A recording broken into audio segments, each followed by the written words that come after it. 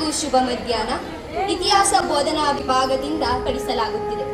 ಕದಂಬರ ರಾಜ್ಯಾಭಿಲಾಷಿಗೂ ಚಾಳುಕ್ಯರ ರಾಜ್ಯಾಭಿಲಾಷಿಗೂ ಮಹತ್ತರವಾದ ಅಂತರವಿದೆ. ಕದಂಬರಿಗೆ ಬೇಕಾದದ್ದು ಸ್ವರಾಜ್ಯ, ಚಾಳುಕ್ಯರಿಗೆ ಬೇಕಾದದ್ದು ಸಾಮ್ರಾಜ್ಯ. ಕದಂಬರದ್ದು ದೈವದತ್ತವಾಗಿ ಬಂದ ರಾಜ್ಯ, ಚಾಳುಕ್ಯರದ್ದು ಭುಜಬಲದಿಂದ ಗೆದ್ದುಕೊಂಡ ರಾಜ್ಯ.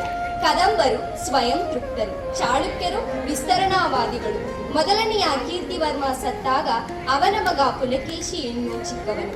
ರಾಜ್ಯದ ಸೂತ್ರಗಳೆಲ್ಲವೂ ಕೀರ್ತಿವರ್ಮನ ತಮ್ಮ ಮಂಗಳೇಶನ ಕೈಗೆ ಬಂದವು. ಅವನಿಗೂ ಪುಲಕೇಶಿಯ ಓರೆಗೆಯ ಒಬ್ಬ ಮಗನಿದ್ದ. ಅಂದ ಮೇಲೆ ಮುಂದಿನ ಚಕ್ರವರ್ತಿ ಯಾರಾಗಬೇಕೆಂಬುದು ಸಮಸ್ಯೆಯಾಯಿತು. ಮಂಗಳೇಶನ ರಾಜ್ಯ ವಿಸ್ತಾರ ಗುಜರಾತಿನ ಮಹಿ ನದಿಯವರೆಗೂ ಹಬ್ಬಿತ್ತು. ಗೆದ್ದವನೇ ರಾಜ್ಯದ ರಾಜನಾಗುವುದು ಸಾಮ್ರಾಜ್ಯದ ನೀತಿ. ಬಾದಾಮಿಯ ಸಮೀಪದ ಮಹಾಕೂಟದಲ್ಲಿ ಮಂಗಳೇಶನ ವಿಜಯ ಸ್ತಂಭವು ಅವನ ಪರಾಕ್ರಮವನ್ನು ಸಾರಿ ಹೇಳುತ್ತದೆ. ಪುಲಕೇಶಿಯೂ ವೀರ, ಯಾವ ಯುದ್ಧದಲ್ಲಿಯೂ ಸೋತಿರಲಿಲ್ಲ. ಅಂಥವನು ತನಗೆ ನಿಷ್ಠನಾಗಿರಬೇಕೆಂಬುದು ಚಿಕ್ಕಪ್ಪ ಮಂಗಳೇಶನ ಅಪೇಕ್ಷೆ. ಅದಾಗಲಿಲ್ಲ. ಈಗ ಸ್ಪಷ್ಟವಾಗಿಯೇ ಇಬ್ಬರ ಮಧ್ಯೆ ಬಿರುಕು ಉಂಟಾಯಿತು. ನಮ್ಮನ್ನು ಚಾಲಕರೆಂದು ಕರೆಯುವುದೇಕೆ? ಲೋಕರ ಕಲ್ಯಾಣಕ್ಕಾಗಿ ಬ್ರಹ್ಮನ ಚುಲಕದಿಂದ ಹುಟ್ಟಿದವನು ಚಾಲುಕ್ಯನಾದನೆಂದು ಪುರಾಣ ಹೇಳುತ್ತದೆ. ಮಂಡಿನ ಮಕ್ಕಳಾದ ಇವರು ಸಣಿಕೆ ಹಿಡಿದು ಗೇಮಿ ಮಾಡಿದವರು. ರಾಜರಾದ ಮೇಲೆ ಇವರೇ ಚಾಲುಕ್ಯರಾದರು. ನಮ್ಮ ಮೂಲ ಪುರುಷ ಯಾರು ಅಜ್ಜಿ? ನಮಗೆ ತಿಳಿದ ಮಟ್ಟಿಗೆ ನಿಮ್ಮ ಅಜ್ಜರ ಅಜ್ಜ ಜಯಸಿಂಗ ಭೂಪತಿಗಳು ಮೂಲ ಪುರುಷರು. ಅವರು ರಾಷ್ಟ್ರಕೂಟರೊಡನೆ ಹೋರಾಡಿದ ಮಹಾವೀರರು. ಅವರು ಅವರ ಮಗ ರಣರಾಗ ಇಬ್ಬರೂ ಸೇರಿ 20 ವರ್ಷಕ್ಕೂ ಹೆಚ್ಚಿನ ಕಾಲ ರಾಜ್ಯಭಾರ ನಡೆಸಿದರಂತೆ. ಅದಕ್ಕೂ ಮೊದಲು ಯಾವ ಮೂಲ ಪುರುಷರಿದ್ದರೋ ನನಗೆ ತಿಳಿಯದಪ್ಪ. ಹಾಗಾದರೆ ನಮ್ಮ ವಂಶದ ಇತಿಹಾಸ ನಮ್ಮ ಅಜ್ಜನ ಕಾಲದಲ್ಲಿ ಪ್ರಜ್ವಲವಾಗಿತ್ತು ಅಲ್ಲವೇ? ಹೌದು. ಆ ವೈಭವದ ಸಾಮ್ರಾಜ್ಞಿಯಾಗಿ ಮೆರೆದವಳು ನಾನು. ಅಶ್ವಮೇಧ ಯಾಗ ಮಾಡಿ ಪ್ರತಿ ಸಂಕ್ರಾಂತಿಗೂ 16 ದಾನಗಳನ್ನು ನೀಡಿದ ಪುಣ್ಯಾತ್ಮರು, ಸಾಮ್ರಾಟರೆನಿಸಿಕೊಂಡವರು. ಪಲ್ಲವರ ಗರ್ವ ಮುರಿದು ಪಲ್ಲವ ಕರ್ಷಿ ಎನಿಸಿ ಪುಲಕೇಶಿಯಾದವರು. ವಿಕ್ರಮಕುಮಾರ, ನೀನು ಸಹ 2ನೇ ಪುಲಕೇಶಿ ಆಗಬೇಕೆಂಬುದೇ ನಮ್ಮ ಹಾರೈಕೆ. ತಮ್ಮ ಹಾರೈಕೆ ಸುಳ್ಳಾಗದು ಅಜ್ಜಿ. ನಿಮ್ಮ ತಂದೆಯರಾದ 1ನೇ ಕೀರ್ತಿವರ್ಮರು ಪುಲಕೇಶಿ ಮಹಾರಾಜರಿಗೆ ತಕ್ಕ ಮಗನಾಗಿ ರಾಜ್ಯವನ್ನ ವಿಸ್ತರಿಸಿದರು. ಆದರೆ ಏನು ಮಾಡೋಣ, ರಾಜಲಕ್ಷ್ಮ ರೋಗ ಅವರನ್ನ ಬಲಿ ತೆಗೆದುಕೊಂಡಿತು. ಸಮಸ್ಯೆಯನ್ನೆಲ್ಲ ನಮಗೆ ಬಿಟ್ಟು ಆತ ಹೊರಟು ಹೋದ. ದ್ವಾರದಲ್ಲಿ ರಾಜಗುರುಗಳ ಆಗಮನವಾಗಿದೆ. ಅವರು ತಮ್ಮನ್ನು ಕಾಣಲು ಬಯಸುತ್ತಿದ್ದಾರೆ. ಅಪ್ಪಣೆಯೇ? ಸಕಾಲಕ್ಕೆ ಆಗಮಿಸಿದಂತಾಯ್ತು. ಬರ ಹೇಳು, ಅವರಿಗೇಕೆ ಈ ಮನೆಯಲ್ಲಿ ತಡೆ? ಮಂಗಳೇಶ್ವರ ಪ್ರಭುಗಳ ಆಜ್ಞೆ. ಓಹೋ, ಇದೆಲ್ಲ ಅವನ ಆಡಳಿತದ ವೈಖರಿಯೋ? ಇನ್ನೇನಂತೆ ಅವನ ಆಜ್ಞೆ? ಅವರು ತಮ್ಮನ್ನು ಕಾಣಲು ಬರುವವರನ್ನು ಕುರಿತು ವರದಿಯನ್ನು ಸಂಗ್ರಹಿಸಿದ್ದಾರೆ. ಸರಿ, ರಾಜಗುರುಗಳನ್ನು ಬರ ಹೇಳು. ಶುಭವಾಗಲಿ. ಚಿಕ್ಕ ದೊರೆಗಳನ್ನ ಇಲ್ಲಿ ಕಂಡು ತುಂಬಾ ಸಂತೋಷವಾಯಿತು. ಕ್ಷೇಮವೇ ತಾಯಿ?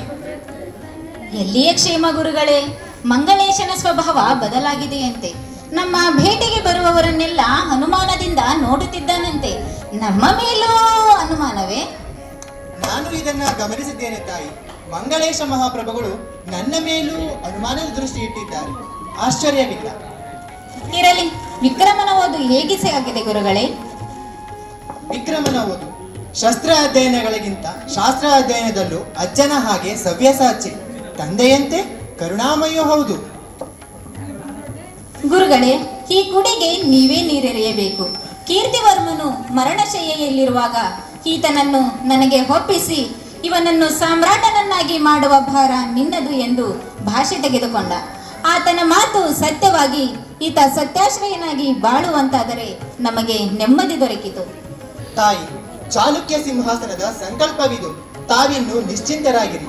ಈಗ ತುರ್ತಾಗಿ ಚಿಕ್ಕ ದೊರೆಗಳನ್ನ ಆಶ್ರಮದ ಕಡೆಗೆ ಕರೆದೊಯ್ಯಬಹುದೇ? ನಾವು ಈಗಲೇ ಬರುತ್ತೇವೆ. ಚಿಕ್ಕ ದೊರೆಗಳಿಗೂ ಪ್ರಣಾಮಗಳು. ರವಿಕೀರ್ತಿ, ಚಿಕ್ಕ ದೊರೆಗಳು ಬಂದಿದ್ದಾರೆ. ವಿಷಯವೇನೆಂದು ಹೇಳು. ನಮ್ಮನ್ನು ನೋಡಿ ಮುಖ ತಿರುಗಿಸುವವರ ಜೊತೆ ಏನು ಮಾತು ಗುರುಗಳೇ? ನನ್ನ ವಂಶದ ಬಗ್ಗೆ ಗೌರವ ಇಲ್ಲದವರ ಬಳಿ ನಾನು ಮಾತಾಡಲಾರೆ. ಅಂತಹ ಅಪಚಾರವನ್ನೇನು ರವಿಕೀರ್ತಿ ಮಾಡಿಲ್ಲವಲ್ಲ?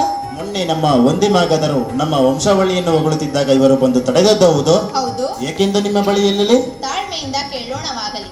ನಾವು ಮಾಡಿದ ಅಪರಾಧವೆಂದಾದರೆ ನೀವು ನೀಡುವ ಶಿಕ್ಷೆಯನ್ನು ನಾವು ಅನುಭವಿಸಲು ಸಿದ್ಧ. ಕೇಳಿ, ನಿನ್ನೆ ಪೃಥ್ವಿಶೇಷ ಕೀರ್ತಿವಲ್ಲಭ ಮಹಾರಾಜರಿಗೆ ಅವಮಾನವಾದರು. ಅವರ ಚಿರಂಜೀವಿ ಅವರು ಸುಮ್ಮನೆ ಕುಳಿತಿದ್ದರಲ್ಲ, ಇದಕ್ಕೆ ಕಾರಣವನ್ನಾದರೂ ಹೇಳಲಿ.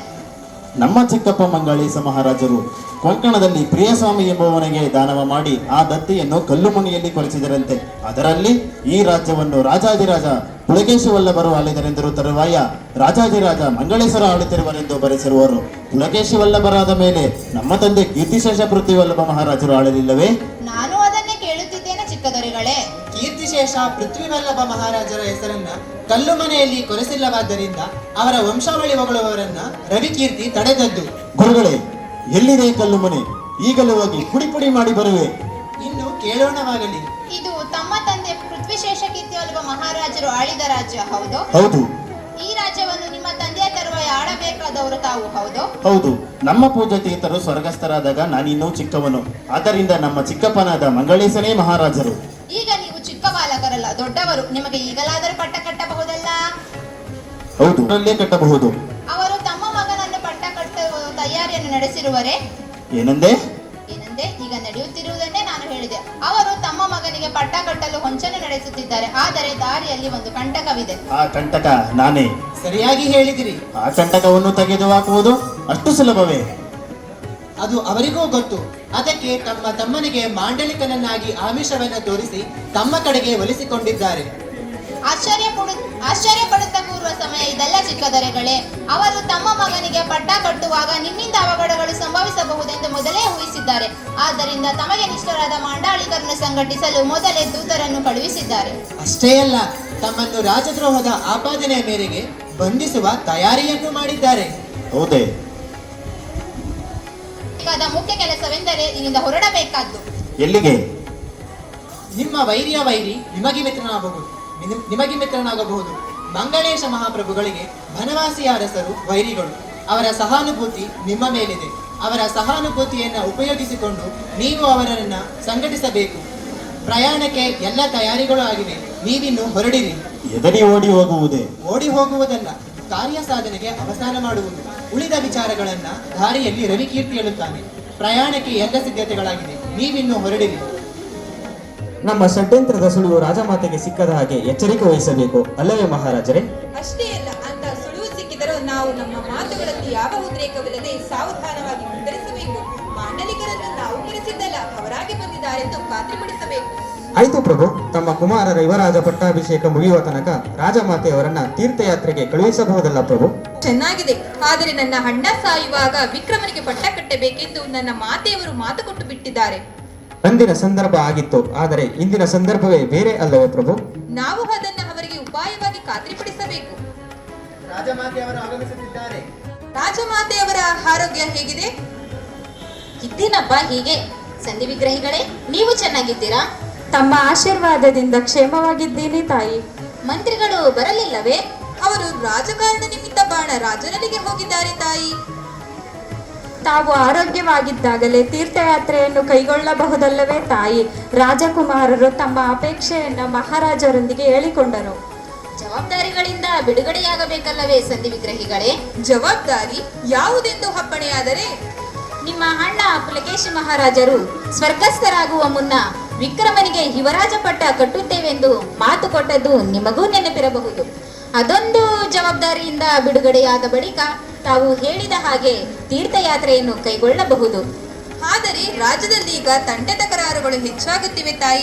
ಕೆಲವು ಮಾಂಡಲಿಕ ರಾಜರು ಸ್ವತಂತ್ರರಾಗ ಬಯಸುವ ಹುನ್ನಾರದಲ್ಲಿದ್ದಾರೆ. ಆದ್ದರಿಂದ ಸ್ವಲ್ಪ ಸಮಯ ತಡೆಯಬೇಕಾದೀತು ತಾಯಿ. ನಾಡಗೌಡರು ಮಾಂಡಲಿಕರು ತಮ್ಮ ಭೇಟಿಗೆ ಬಂದಿದ್ದರಂತಲ್ಲ? ಹೌದು ತಾಯಿ, ಮಂಗಳೇಶ ಮಹಾರಾಜರು ತಮ್ಮ ಕುಮಾರನಿಗೆ ಪಟ್ಟ ಕಟ್ಟಬೇಕೆಂದು ಸೂಚಿಸಿದ್ದರು. ಆದರೆ ಅಂದಿನ ಸಂದರ್ಭಕ್ಕೂ ಇಂದಿನ ಸಂದರ್ಭಕ್ಕೂ ಅಜಗಜಾಂತರ ವ್ಯತ್ಯಾಸವಿದೆ. ಕೀರ್ತಿವರ್ಮನ ರಾಜ್ಯ ಮಂಗಳೇಶ ಮಹಾರಾಜರು ಸೀಮೆಗೆದ್ದು ರಾಜ್ಯವನ್ನಾಳಿದ್ದಾರೆ. ಮಾಂಡಲಿಕರು ಏನೆಂದರು ಹೇಳಿ ಸಂಧಿ ವಿಗ್ರಹಿಗಳೇ?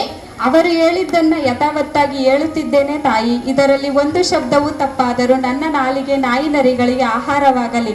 ಪೃಥ್ವಿವಲ್ಲಭರು ಸಾವನ್ನಪ್ಪಿದಾಗ ರಾಜಮಾತೆಯವರು ಪಟ್ಟ ಕಟ್ಟುವ ಮಾತು ಕೊಟ್ಟಿದ್ದು ನಿಜ. ಆದರೆ ಅಂದಿನ ಸಂದರ್ಭಕ್ಕೂ ಇಂದಿನ ಸಂದರ್ಭಕ್ಕೂ ಅಜಗಜಾಂತರ ವ್ಯತ್ಯಾಸವಿದೆ. ಕೀರ್ತಿವರ್ಮನ ರಾಜ್ಯ ಸಣ್ಣದಾಗಿತ್ತು, ಆದರೆ ಸಾಂಸ್ಕೃತಿಕವಾಗಿ ರಾಜಕೀಯವಾಗಿ ಚಾಲುಕ್ಯ ವಂಶದ ಕೀರ್ತಿಯನ್ನು ಅಜರಾಮರವಾಗಿ ಉಳಿಯುವಂತೆ ಮಾಡಿದ್ದಾರೆ. ಆದ್ದರಿಂದ ತಮ್ಮ ಕುಮಾರನಿಗೆ ಯುವರಾಜನ ಪಟ್ಟ ಕಟ್ಟುವುದು ರಾಜ್ಯ ಸೂಕ್ತವೆಂದು ಹೇಳಿದ್ದಾರೆ. ಆಗ ನಾನು ಅಲ್ಲೇ ಇದ್ದೆ ತಾಯಿ. ತಿಳಿದವರು ಮಾತು ಬಲ್ಲವರು. ಈಗ ನೀವೇ ಹೇಳಿ. ಮಾತು ಕೊಟ್ಟವಳು ನಾನು. ಮಾಂಡಳಿಕರು ಹೇಳಬೇಕಾದ್ದನ್ನು ನನ್ನೆದುರಿಗೆ ಹೇಳಬೇಕೇ ಹೊರತು ಮಂಗಳೇಶ ಮಹಾರಾಜನೆದುರಿಗಲ್ಲ, ಅಲ್ಲವೇ ಸಂಧಿ ವಿಗ್ರಹಿಗಳೇ? ಅದು ಅವರಿಗೂ ಗೊತ್ತು ತಾಯಿ. ರಾಜಮಾತೆ ಅವರೇ ಅವರು ಇವರಿಗೆ ಹೇಳಲಿ ಎಂದು ಬಯಸಿದ್ದರು. ಭೇಟಿ ಅಸಂಭವವಾದಾಗ ಮಾತ್ರ ಆ ಮಾತು. ನಾನಿನ್ನು ಜೀವಂತವಾಗಿ ನೀವು ಬಯಸಿದಾಗ ಭೇಟಿಯಾಗಲು ಸಿದ್ಧಳಿದ್ದೇನಲ್ಲ. ಆ ಬಗ್ಗೆ ಆಮೇಲೆ ಚರ್ಚಿಸೋಣ ತಾಯಿ. ಮೊದಲಿಗೆ ಸ್ವತಂತ್ರರಾಗ ಬಯಸುವ ಮಾಂಡಲಿಕರನ್ನು ಬಗ್ಗುಬಡಿಯಬೇಕಾಗಿದೆ. ವಿಕ್ರಮನು ಈ ಕಡೆ ಬಂದನೆಂದು ತಿಳಿಯಿತು. ಒಳಗಿದ್ದಾನೆಯೇ ತಾಯಿ? ಸರ್ವಸಿದ್ಧಿ ಗುರುಗಳ ಜೊತೆ ಹೋದನಲ್ಲ. ತಾವು ಯಾರೆಂದು ಅಪ್ಪಣೆಯಾಗಲಿ? ನಾವು ವನವಿಹಾರಕ್ಕೆಂದು ಬಂದವರು. ಇವರು ಬನವಾಸಿಯ ರಾಜಕುಮಾರಿ. ಇವರ ಹೆಸರು ಶ್ರೀಲೇಖಿ. ಚಾಲುಕ್ಯ ಚಕ್ರೇಶ್ವರರು ನಮ್ಮ ಅತಿಥಿಗಳಾಗುವುದು ನಮ್ಮ ಸೌಭಾಗ್ಯವೇ ಸರಿ. ನಾವು ತಮ್ಮ ತೀರ್ಥರೂಪರನ್ನು ಭೇಟಿ ಮಾಡಲೆಂದೇ ಹೊರಟಿದ್ದೆವು, ಆದರೆ ಹುಡುಕುವ ಬಳ್ಳಿ ಕಾಲಿಗೆ ತೊಡಗಿದೆ. ಹಾಗಾದರೆ ತಮ್ಮ ಪಾದವನ್ನು ನಮ್ಮ ಅರಮನೆಯತ್ತ ಬೆಳೆಸಬಹುದು. ಅಪ್ಪಾಜಿ ಅವರು ಕಾಯುತ್ತಿದ್ದಾರೆ. ದೊರೆಗಳಿಗೆ ಪ್ರಣಾಮಗಳು. ವನವಾಸಿಯ ರಾಜರಿಗೆ ಪ್ರಣಾಮಗಳು. ಪ್ರಣಾಮಗಳು. ಮಹಾಕವಿ ರವಿಕೀರ್ತಿಯವರಿಗೂ ಪ್ರಣಾಮಗಳು. ನಾವು ನಿಮಗೋಸ್ಕರವೇ ಸ್ನೇಹ ಹಸ್ತ ಚಾಚಿ ಕಾಯುತ್ತಿದ್ದೆವು. ಎಲ್ಲಕ್ಕಿಂತ ಸಂತೋಷಕರ ವಿಷಯವೆಂದರೆ ಮಂಗಳೇಶ ಮಹಾರಾಜರ ಆಪ್ತರು ಕೂಡ ನಮ್ಮ ನೆರವಿಗೆ ಬರುತ್ತಿದ್ದಾರೆ. ಸಂತೋಷ. ನೀವು ವಾತಾಪಿಯನ್ನು ಬಿಟ್ಟು ಹೊರಟಿದ್ದೇ ಸರಿ ರಾಜಮಾತೆ. ಯಾರನ್ನು ಭೇಟಿಯಾಗದಂತೆ ನಿರ್ಬಂಧ ಹಾಕಿದ್ದಾರೆ. ಇದು ಅನ್ಯಾಯ. ಇಲ್ಲಿ ಕೇಳುವುದರಿಂದ ಏನಾದರೂ ಚಿಕ್ಕ ದೊರೆಗಳೇ, ಬನ್ನಿ. ಮುಂದಿನ ವಿಷಯವನ್ನು ಹೇಳಿ. ಮುಂದಿನದನ್ನು ರವಿಕೀರ್ತಿಯವರೇ ಹೇಳುತ್ತಾರೆ. ನಾನು ಹೇಳುವುದೇನಿದೆ, ಇಬ್ಬರು ಹೊಸದಾಗಿ ಸ್ನೇಹಿತರಾಗಿದ್ದೀರಿ. ತಮ್ಮ ಮಗಳನ್ನು ನಮಗೆ ವಿವಾಹ ಮಾಡಿಕೊಟ್ಟರೆ ನಾವು ಧನ್ಯರಾದ ಹಾಗೆ. ಮುಂದಿನದ್ದನ್ನು ರವಿಕೀರ್ತಿಯವರೇ ಹೇಳುತ್ತಾರೆ. ನಾವು ಹೇಳುವುದೇನಿದೆ, ಇಬ್ಬರು ಹೊಸದಾಗಿ ಸ್ನೇಹಿತರಾಗಿದ್ದೀರಿ. ತಮ್ಮ ಮಗಳನ್ನು ನಮಗೆ ವಿವಾಹ ಮಾಡಿಕೊಟ್ಟರೆ ನಾವು ಧನ್ಯರಾದ ಹಾಗೆ. ನಿನ್ನ ಮನಸ್ಸಿನಲ್ಲಿರುವುದನ್ನೇ ನಾನು ಹೇಳಿದೆ. ನೀನು ಕನ್ಯೆಯ ಕಡೆ ಕದ್ದು ನೋಟ ಬೀರಿದಾಗಲೇ ನಾನು ಅರ್ಥೈಸಿಕೊಂಡೆ. ಇಲ್ಲಿ ಕೇಳಯ್ಯ. ಮಾತೆಯನ್ನು ಕೇಳಬೇಕಂತ ನಿನ್ನ ಅಭಿಪ್ರಾಯ. ಆದರೆ ಅದಕ್ಕೆಲ್ಲ ಈಗ ಸಮಯ ವ್ಯರ್ಥ ಮಾಡುವುದು ಬೇಡ. ಒಳ್ಳೆಯ ಮನೆತನ, ಲಕ್ಷಣವಂತ ಕನ್ಯೆ, ಒಪ್ಪಿಕೊಳ್ಳದೆ ಒದ್ದಾಡಬಾರದೆಂದು ನಾನೇ ಒಪ್ಪಿಕೊಂಡು ಮಾತು ಕೊಟ್ಟೆ. ಏನಂತ? ಇಬ್ಬರು ಅನೂನ್ಯವಾಗಿ ಇರುತ್ತೀರಿ ಅಂತ. ಇದಲ್ಲ, ಈಗಲೇ ಮಂಗಳೇಶ ಮಹಾರಾಜರು ದಂಡೆತ್ತಿ ಬರುವ ಸೂಚನೆ ನೀಡಿದ್ದಾರೆ. ಆದ್ದರಿಂದ ತಾವು ವಿವಾಹ ಮಾಡಿಕೊಂಡು ನೇರ ಯುದ್ಧಕ್ಕೆ ಹೊರಡಬೇಕಷ್ಟೇ. ನೀವು ಇದನ್ನೆಲ್ಲ ನನಗೆ ಗೊತ್ತಾಗದಂತೆ ವಾದಪೀಠ ನಡೆಸಿರುವ ಮುಟ್ಟಿನ ಮುಟ್ಟಿನ ವ್ಯವಹಾರ ಅಲ್ಲ, ಜಾಣತನದ ವ್ಯವಹಾರ. ಈ ಭೂಮಿಯೆಲ್ಲ ಒಂದೇ ಬೇಳ್ಗೋಡಿಯ ಅಡಿಯಲ್ಲಿದ್ದರೆ ಎಷ್ಟೋ ಚೆನ್ನಾಗಿರ್ತಿತ್ತು. ಕನೋಜದ ಪ್ರಭುಗಳಿಗೆ ಅಸಾಧ್ಯವಾದದ್ದು ಏನು? ಕಾರಣವಿಲ್ಲದೆ ಅನ್ಯರ ಮೇಲೆ ಆಕ್ರಮಣ ಎಷ್ಟು ದುರಾಕ್ರಮ ಅಲ್ಲವೇನೋ? ಹಾಗೇಕೆ ಅಂದುಕೊಳ್ಳಬೇಕು? ಇದು ರಾಜ್ಯ ವಿಸ್ತಾರ. ಪ್ರತಿ ವರ್ಷವೂ ನಾವು ದಂಡಯಾತ್ರೆಯನ್ನು ನಡೆಸುತ್ತೇವೆ. ಈ ಸಾರಿ ನರ್ಮದವನ್ನೇ ದಾಟಿ ಹೋಗಬೇಕು. ಅದ್ಯಾರೋ ವಿಕ್ರಮನೆಂಬ ಚಾಳುಕ್ಯ ಹುಡುಗ ಬಹಳ ಹೆಸರು ಮಾಡಿದ್ದಾನಂತೆ. ಪಲ್ಲವನನ್ನು ಬಗ್ಗುಬಡಿದ ವಿಕ್ರಮನನ್ನು ಈಗ ಎರಡನೇ ಪುಲಕೇಶಿ ಎನ್ನುತ್ತಾರೆ. ಆತನೊಬ್ಬನನ್ನು ಬಗ್ಗುಪಡಿದರೆ ಇಡೀ ದಕ್ಷಿಣ ಪಥವೇ ನಿಮ್ಮ ಬೇಳ್ಕೊಡುಗೆಗೆ ಅಧೀನವಾಗುತ್ತದೆ. ಇರಾನಿನ ಅಮೀರ್ ಖುಸ್ರುವಿನ ರಾಯಭಾರಿ ಕೂಡ ಅವನ ರಾಜ್ಯಕ್ಕೆ ಬಂದಿದ್ದಾನಂತೆ. ದೇಶ ವಿದೇಶಗಳಲ್ಲೆಲ್ಲ ತನ್ನ ಹೆಸರನ್ನು ಮೊಳಗಿಸುವ ಯತ್ನವಲ್ಲವೇ ಇದು? ಯಾಕಾಗಬಾರದು? ಇವೆಲ್ಲ ರಾಜರಾಗಿಯೇ ಸರಿ. ಏಕತಾ ಪತ್ರಂ ಜಗತಃ ಪ್ರಭುತ್ವಂ. ಹರ್ಷಚರಿತೆಯನ್ನ ಬರೆದ ತಾವೇ ಇದನ್ನು ಹೇಳಬೇಕು. ಅದಿರಲಿ, ನಮ್ಮ ಕಾದಂಬರಿಯ ಕಥೆ ಎಲ್ಲಿವರೆಗೆ ಬಂತು? ಬರವಣಿಗೆ ಸ್ವಲ್ಪ ನಿಧಾನವಾಗುತ್ತಿದೆ. ಉಜ್ಜಯಿನಿಯ ರಾಜಕುಮಾರ ಮಹಾಶ್ವೇತೆಯ ಆಶ್ರಮಕ್ಕೆ ಹೋಗುತ್ತಿದ್ದಾನೆ. ಆಶ್ರಮದ ವಿಚಾರ ಈಗ ಬೇಡ ಕವಿಗಳೇ.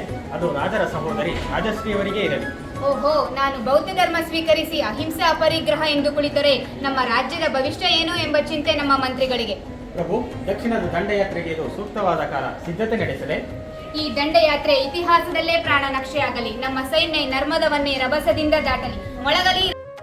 ಒಂದು ಘೋರವಾಗಿ ಯುದ್ಧವಾಗುತ್ತದೆ ಎಂದು ನಾನು ಕನಸು ಮನಸ್ಸಲ್ಲಿಯೂ ಎಣಿಸಿರಲಿಲ್ಲ.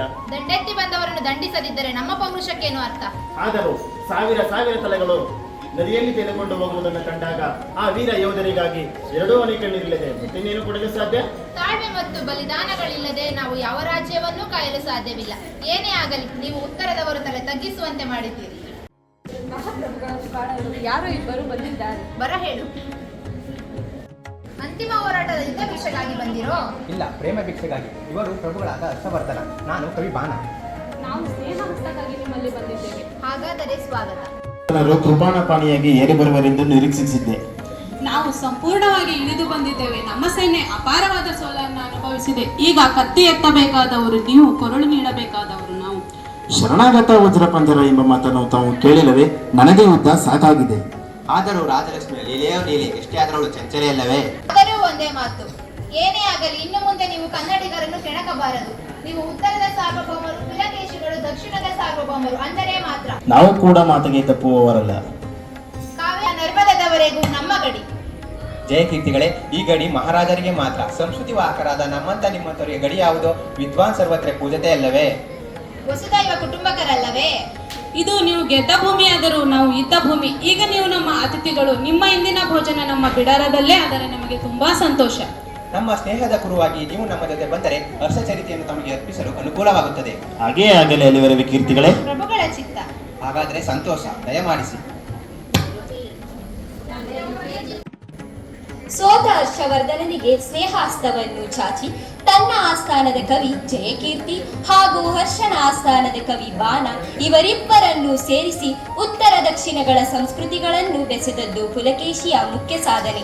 ಆದ್ದರಿಂದಲೇ ಭಾರತದ ದಕ್ಷಿಣೋತ್ತರಗಳ ಸಂಘರ್ಷ ಮತ್ತು ಸಾಮರಸ್ಯದ ಕಥೆಯಿದು. ಸಾಮ್ರಾಜ್ಯದ ರಾಜಕೀಯದಲ್ಲಿ ಕೌಟುಂಬಿಕ ರಾಜಕೀಯ ಸೇರಿಕೊಂಡು ಬದುಕು ವಿಷಮಯವಾದ ಕಥೆಯೂ ಹೌದು. ಇಂಥ ಪುಲಕೇಶಿಗೆ ಜನ್ಮ ನೀಡಿದ ಕನ್ನಡ ತಾಯಿಗೆ 1000 ಶರಣು.